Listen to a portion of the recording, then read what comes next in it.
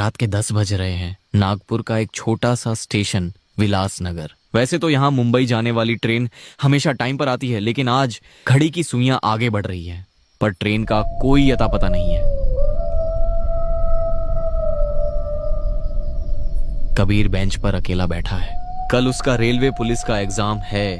दिमाग में टेंशन है और आंखों में नींद, लेकिन नींद से ज्यादा उसे वो सन्नाटा परेशान कर रहा है। पूरे स्टेशन पर सिर्फ एक पुरानी पीली लाइट जल रही है।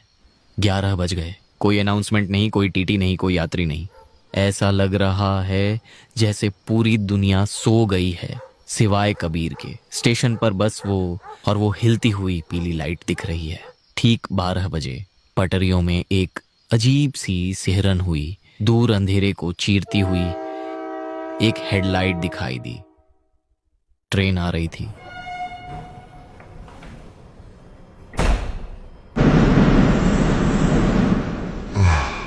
ट्रेन प्लेटफॉर्म पर आकर रुकी। पूरी ट्रेन साइलेंट थी।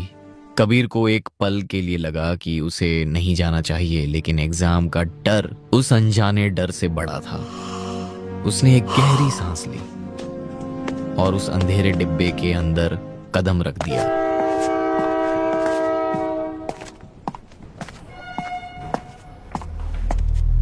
कबीर बोगी के अंदर दाखिल हुआ। उसकी नजरें एक कोने से दूसरे कोने तक गईं।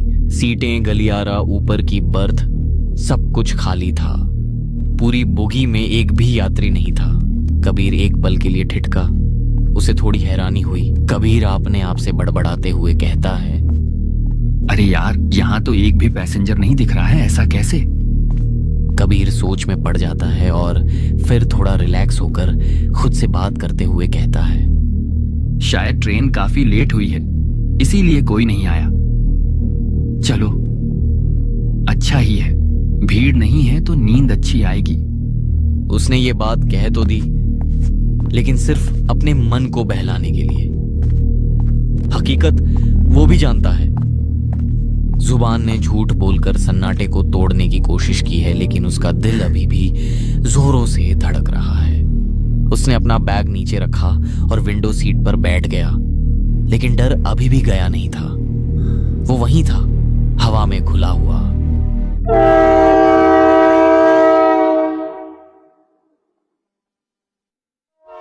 ट्रेन अब पूरी रफ्तार पकड़ चुकी थी। बाहर सिर्फ घना अंधेरा था और अंदर ट्रेन के पहियों का कभी ना रुकने वाला शोर। कबीर ने सोने की कोशिश की, आंखें बंद की, लेकिन डर उसकी पलकों पर बैठा था। नींद आना तो दूर, आंख बंद करना भी भारी पड़ रहा था। मन ही मन घबराहट में कबीर सोचता है, यार, कोई तो आ जाओ, कोई एक पैसेंजर भी आ जाए तो जान में जान आए। तभी घड़ी देखकर खुद को समझाते हुए कहता है, अभी तो 10 से 12 घंटे का सफर है, ऐसे बैठकर कैसे कटेगा? मुझे अभी सो जाना चाहिए, चाहे नींद आए या ना आए। कबीर ने हिम्मत करके जैसे ही अपनी आंखें बंद की, तभी डिब्बे के दूसरे छोर से एक आवाज आई।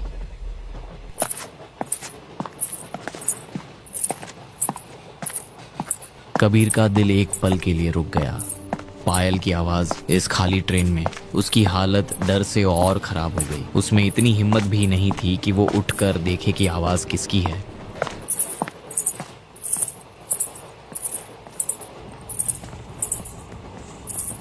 पायल की आवाज तेज होती जा रही है, पास आ रही है।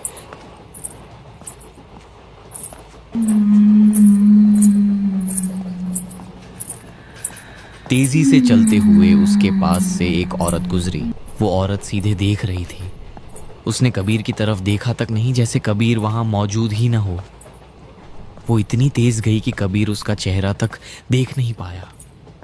वो आगे निकल रही थी कि कबीर ने हिम्मत जुटाई और थोड़ी कांपती आवाज में कहा, सुनिए।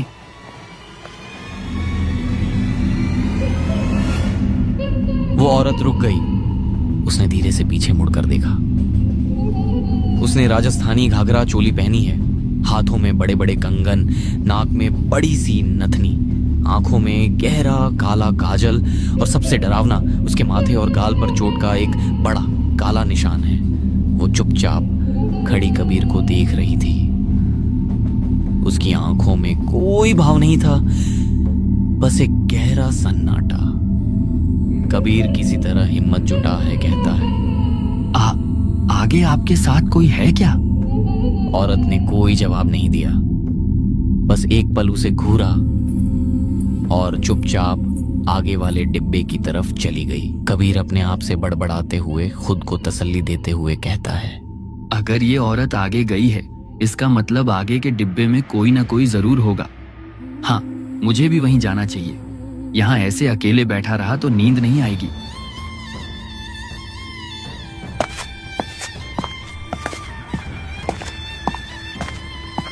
डरते हुए ही सही, कबीर ने फैसला किया। वो उस औरत के पीछे अगले डिब्बे की तरफ चल पड़ा। कबीर अगले डिब्बे में दाखिल हुआ। उसकी नजरें उस राजस्थानी औरत को ढूंढ रही हैं, लेकिन यह डिब्बा भी बिल्कुल खाली था। दूर दूर तक कोई नहीं। वो औरत जैसे हवा में गायब हो गई थी।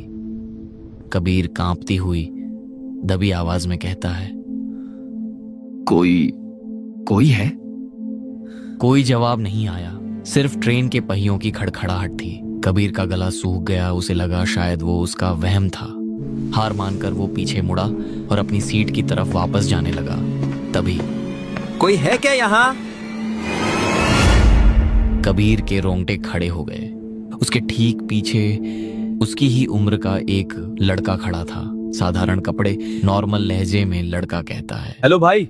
मेरा नाम राजेश है। मैंने आवाज सुनी, तुम ही आवाज दे रहे थे क्या? कबीर की जान में जान आई। उसे लगा कम से कम कोई तो इंसान मिला। थोड़ा हांफते हुए कबीर कहता है, हाँ, वो मैंने अभी किसी औरत को यहाँ से जाते हुए देखा था। मैं अकेला बैठा था तो लगा शायद वो इस डिब्बे में आई होगी। तुमने उसे देखा? तभी राजेश कंधे उचकाते हुए, अच्छा, मुझे पता नहीं भाई। मैं तो कोने वाली सीट पर सो रहा था। शायद मेरी आंख लगी थी, इसलिए पता नहीं चला। थोड़ा रिलैक्स होकर कबीर कहता, अच्छा, तुम कहाँ जा रहे हो? मैं मुंबई जा रहा हूँ, कल मेरा एग्जाम है। अरे क्या बात कर रहे हो, मैं भी एग्जाम देने ही जा रहा हूँ। दोनों का मकसद एक था, मंजिल एक थी। उस सुनसान डरावनी ट्रेन में अब वो अकेला नहीं था। अकेलेपन का वो भारी डर अब भरोसे में बदल गया था। दोनों एक साथ सीट पर बैठ गए। कबीर अब सुरक्षित महसूस कर रहा था, लेकिन कबीर ये नहीं जानता था कि कभी कभी इंसान भूतों से ज्यादा खतरनाक होते हैं। तेज रफ्तार से दौड़ती हुई ट्रेन की खड़खड़ाहट, खिड़की के बाहर सिर्फ अंधेरा है।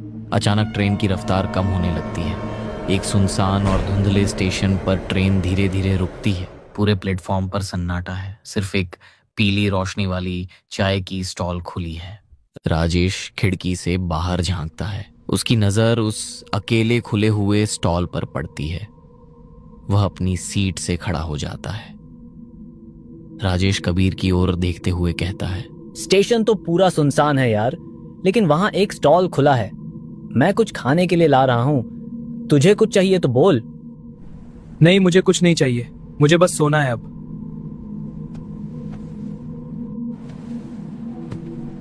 जल्दी आना, रात के समय ट्रेन यहाँ ज्यादा देर नहीं रुकती।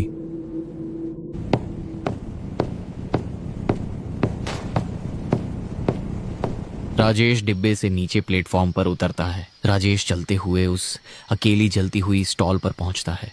स्टॉल पर एक 65 साल का बुजुर्ग बैठा है। उसने सफेद कुर्ता पहना है और गले में एक पुराना मटमैला रुमाल है। उसके चेहरे पर झुर्रियां हैं और आंखें थोड़ी अजीब। बुजुर्ग इंसान भारी और धीमी आवाज में कहता है, क्या दूं बेटा?